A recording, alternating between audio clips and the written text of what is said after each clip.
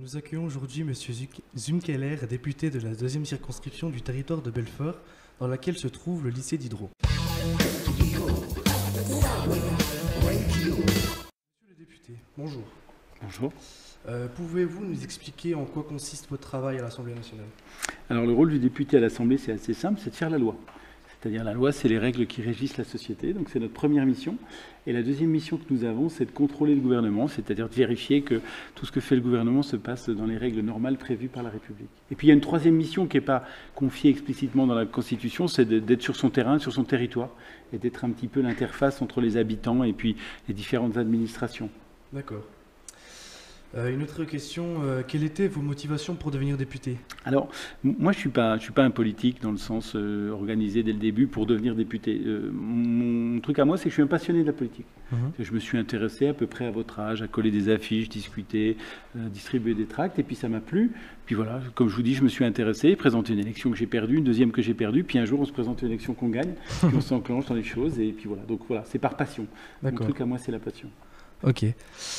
Sinon, combien de travail par jour est-ce que ça représente Alors par jour, c'est toujours très difficile à compter parce qu'il y a plein d'activités différentes, il y a une partie parisienne, etc. Grosso modo, c'est 70 à 80 heures par semaine, de choses très variées. Ça peut être une représentation pour une inauguration, ça peut être un contact avec quelqu'un, ça peut être travailler un dossier ou faire des amendements, mais c'est de cet ordre-là, 70 heures, 80 par semaine. Ok. Faut-il se rendre souvent à Paris ou pas? Toutes les semaines. Enfin, après, il n'y a pas d'obligation, mais pour travailler correctement, c'est toutes les semaines. Donc je me rends toutes les semaines à Paris, généralement mardi, mercredi, quelquefois le jeudi, où je rencontre mes collègues et où on travaille à l'Assemblée. D'accord. Quelle loi importante vous avez soutenue depuis juin? Alors depuis juin, déjà, il y en a quand même beaucoup. Celle que j'ai le plus soutenue, puisque j'étais porte-parole de mon groupe là-dessus, c'est la moralisation de la vie politique. Moralisation qui dit qu'effectivement, il faut que les règles soient claires, il faut qu'on soit sûr que les élus ils soient conformes à la bonne morale. Donc celle-là, je l'ai votée, je l'ai même soutenue, puisque j'étais porte-parole de mon groupe. Donc pour moi, c'est la plus importante. Après, il y en a eu beaucoup, donc il y a eu plein de choses intéressantes. D'accord. Quelle loi rêviez-vous depuis le début Depuis le début. Il y en a plein des lois qu'on rêve de défendre, alors c'est toujours compliqué. Moi, j'aime les lois les plus importantes actuellement, me semble-t-il, c'est celles qui vont permettre aux jeunes comme vous de trouver du travail. Donc tout ce qu'on va pouvoir faire pour permettre de trouver du travail, donc c'est permettre aux entreprises de vous embaucher. Donc il y en a plein. Moi, je suis favorable à la TVA sociale qui dit qu'on enlève des charges sur les entreprises, puis en échange, donc les gens ont plus de salaire, ça développe l'activité, ça crée de l'emploi. Donc c'est ce genre de choses. Il n'y a pas une loi précise, il y a plein de choses pour faire que la société aille mieux. D'accord.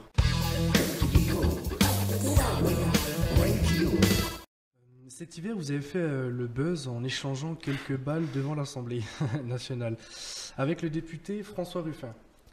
Quel était l'objectif de ce coup médiatique? Alors, c'est vraiment un coup médiatique, c'est lui qui me l'a proposé. L'idée, c'était de faire parler un petit peu de manière un peu différente. C'est vrai, quand on a une proposition de loi qui était on va taxer les transferts de foot pour aider le sport amateur, faut essayer on est un monde de communication. Donc, c'est lui qui m'a proposé ça. Il m'a dit on va faire une petite vidéo, on va la mettre sur Facebook et puis on va voir ce que ça donne. Donc, c'est son idée. Ça a été une bonne idée parce que ça nous a permis de communiquer. Ça fait un sacré buzz. Plus anecdotique et plus people, êtes-vous amené à rencontrer des personnalités contenues dans le cadre de vos fonctions? Alors, tout dépend de ce qu'on appelle personnalité, c'est toujours pareil.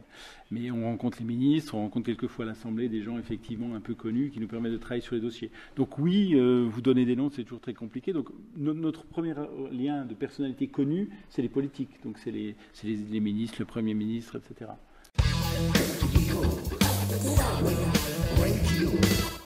D'un député ou d'un groupe de députés en matière internationale? Alors, c'est pas le sujet où on est des fois le plus précis ou le plus important, mais quand même, le rôle d'un député, c'est déjà de défendre son Parlement. Donc on est en lien beaucoup avec nos collègues, on échange avec eux pour essayer de comprendre comment ça marche chez nous, comment ça marche chez eux. Il y a une commission qui s'appelle la Commission des Affaires étrangères, où là, ils traitent un peu des accords qu'on a entre différents pays. Il y a aussi une commission qui traite des affaires européennes, donc ça aussi c'est important. Donc voilà le lien qu'on a. Mais c'est franchement pas toujours ce lien-là qui est le plus fort à l'Assemblée. Ce n'est pas les relations internationales. Mais voilà, c'est de cette manière-là. Nous, c'est des relations de parlementaire à parlementaire. D'accord. Notre République est atteinte par deux maladies, l'abstention et l'antiparlementarisme. Désolé. Quelle solution pensez-vous qu'il faille mettre en œuvre pour y remédier? Alors c'est très compliqué, l'antiparlementarisme c'est un sport national depuis des années, mais ça s'est sûrement amplifié. Je crois qu'il faut que les gens retrouvent confiance dans leurs élus, donc ça c'est à nous de le faire. Il faudrait peut-être aussi que la sphère médiatique parle aussi des choses qui vont bien et pas de ce qui va mal. Et puis sur l'abstention, il faudrait aussi que nos concitoyens se rendent compte que les élus français ne sont pas les pires du monde et que ok, il y a quelquefois des dérapages, mais ça concerne une part infime. Donc on a des élus qui ne sont pas si mauvais, et qu'au final, c'est quand on ne va pas voter qu'on fait le jeu de tout ça. C'est-à-dire on a le droit d'aller voter, il faut y aller pour choisir, on choisit, et puis après c'est mieux. Donc il faut qu'on arrive à leur faire comprendre que c'est important de choisir, parce qu'après on se plaint, mais quand on n'est pas allé voter, je suis désolé, on ne devrait pas pouvoir se plaindre. Oui, donc voilà, c'est sûr. C'est ça l'idée. Allez voter, choisissez, et après vous pourrez vous plaindre. Voilà, c'est exactement ça. Monsieur Zumkeller, c'est ça? Très bien. Merci de votre participation. Bon courage pour la poursuite de votre tâche républicaine au service de tous. Merci à vous, et j'ai beaucoup apprécié ces échanges qui me permettent de vous présenter, et puis donc à votre service. Voilà, moi je suis toujours prêt à discuter de ma mission et puis de mon travail de parlementaire. Merci beaucoup. Merci.